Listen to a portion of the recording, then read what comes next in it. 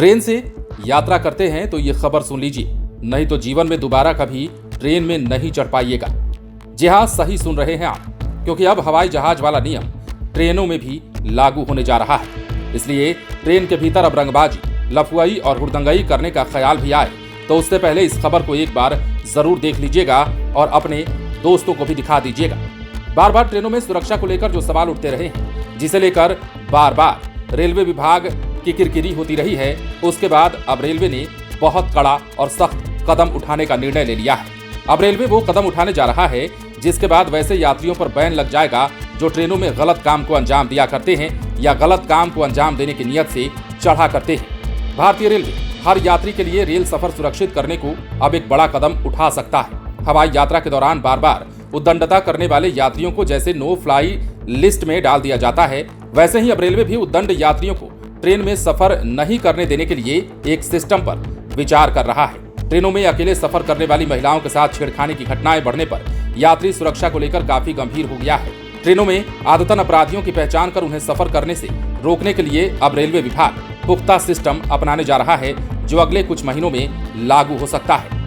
दरअसल ट्रेनों में महिलाओं से छेड़खानी या फिर अभद्रता करने वाले यात्रियों का डिजिटल डेटा बनाया जाएगा। अभी तक अभद्रता की जो शिकायतें मिली हैं, उनके आधार पर आरोपियों का नाम, पता, उम्र, चेहरा सहित अन्य रिकॉर्ड डिजिटल फॉर्मेट में जुटाया जाएगा। यात्रियों पर नजर रखने के लिए बड़े स्टेशनों और ट्रेनों में चेहरे पहचानने वाले कैमरे भी लगा दिए जाएंगे।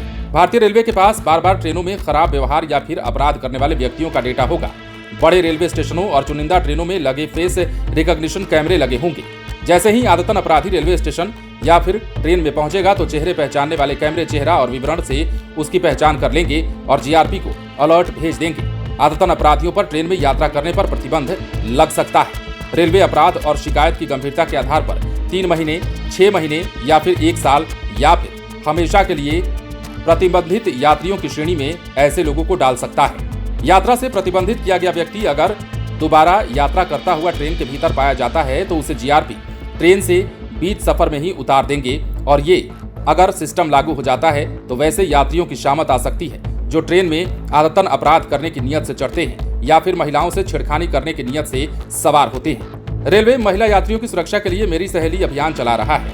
इसमें अकेले सफर करने वाली महिलाओं का ध्यान रखा जाता है। जिन ट्रेनों में महिलाएं अकेले सफर करती हैं, उनका डेटा रेलवे जीआरपी को देता है। जीआरपी शुरुआती स्टेशन से आखिरी स्टेशन तक मॉनिटरिंग करता है। लेकिन अब जो सिस्टम बनाने की कोशिश रेलवे की ओर से की जा रही है, या फिर यूं कहें कि जिस सिस्टम पर रेलवे की ओर से विचार किया जा रहा है, अगर वो सिस्टम बन जाता है तो यकीन मानिए ट्रेनों में सुरक्षा का इंतजाम भी हो जाएगा और ट्रेनों में अपराध करने वाले लोग भी सफर नहीं कर पाएंगे। कुल मिलाकर बात करें तो ट्रेनों में जितनी भी शिकायतें अब तक मिलती रही हैं, उन शिकायतों पर ब्रेक लग सकता है। बने रहें लाइव सिटीज के साथ।